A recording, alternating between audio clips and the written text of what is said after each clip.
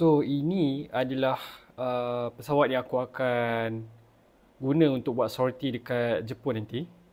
So airport yang aku akan take off is kalau kau nampak kat situ tulis Yao Airport, RJOY, and this is Beechcraft Bonanza G36.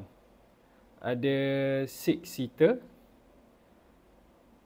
Dan ya, kawan aku dia tengah prep lah kapal ni dekat sana, so that bila aku sampai dekat Osaka, aku akan jumpa dia dekat airport, Yao Airport, and terbang using this plane lah. So beza dia dengan apa yang ada dekat sini is not G1000 punya cockpit.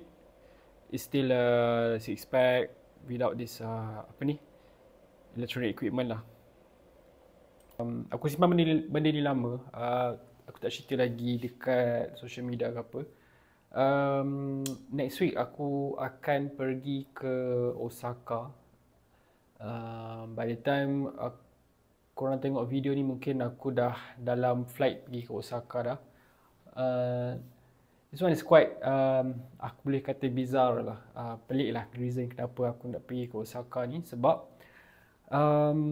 aku ada kenalan dari Jepun sebenarnya. Kawan Jepun, kawan universiti. Aku baru tahu yang dia ada kapal terbang sendiri. So apa yang aku buat is aku cakap dengan dia, aku fancy nak mencuba fly dalam kapal terbang dia.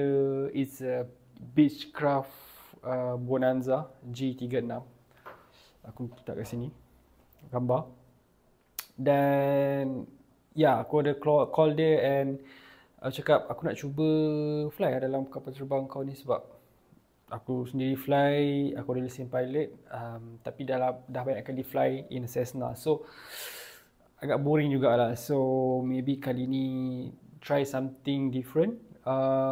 Pergi ke Jepun, fly commercial flight, dan very next day kalau cuaca elok, aku akan pergi ke this one particular airfield ataupun maybe airport dekat area Osaka juga. Dan aku akan do one sortie dekat sana lah.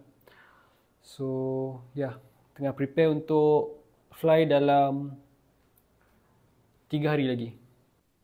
Okay, some of preparation yang aku buat. Untuk fly ke Osaka, aku ada passport and juga all the cash here. And kali ni aku bawa Telex punya headset lah, sebab dia paling senang.